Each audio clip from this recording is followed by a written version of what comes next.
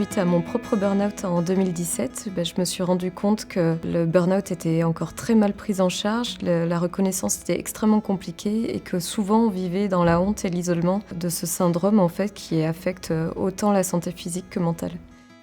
Et c'est pour ça que dans cet isolement, j'ai voulu recréer une communauté d'entraide entre femmes qui avaient vécu un burn-out, puisqu'on parlait aussi des problématiques de conciliation vie privée, vie professionnelle. Et j'ai monté donc la communauté des burnettes sur les réseaux sociaux. Rapidement, on a monté une association qui est donc un dispositif mixte à la fois de pairs aidants et de professionnels dans une démarche pluridisciplinaire, ce qui permet en fait de créer des protocoles d'accompagnement au plus proche des besoins des victimes. Donc on a un premier niveau d'écoute qui est fait par des pairs aidantes, par des personnes qui ont vécu aussi un burn-out, qui vont donner ce cadre bienveillant pour que la personne se sente comprise et en confiance, pour qu'elle amorce une prise en charge.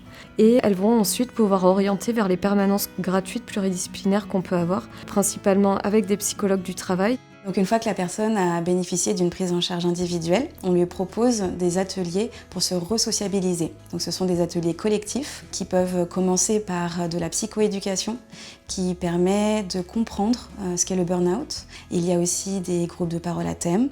Et puis on a des ateliers pour prendre soin de soi, des ateliers bien-être pour le corps qui permettent aux bénéficiaires de se retrouver, de reprendre confiance en elles progressivement par le mouvement et retrouver leurs émotions, leurs sensations.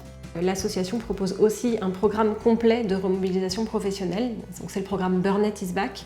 Et c'est un programme qui, chaque année, accompagne des femmes du moment où elles sont prêtes à reprendre des activités, donc un peu après leur burn-out, sur 2 phases distinctes. Une première phase de reconstruction personnelle, reprendre confiance en soi, renouer avec ses valeurs véritables, ses besoins fondamentaux, savoir qui on est en dehors du travail.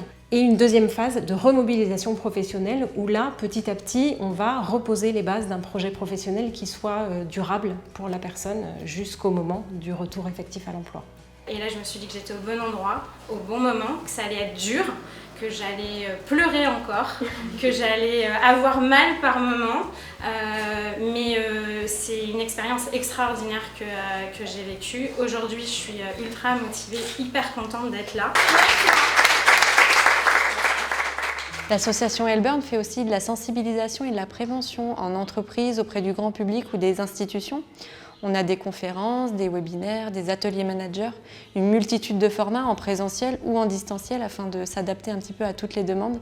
L'objectif, c'est que les gens repartent avec une meilleure connaissance du mécanisme de burn-out, qu'ils savent repérer les signaux forts et faibles pour soi ou pour les autres. Pour faire du repérage précoce, en fait, l'idée c'est d'éviter les burn-out avant de devoir les réparer. Et à la fin, ils auront une meilleure connaissance des leviers de prévention organisationnels ou individuels pour être mieux accompagnés.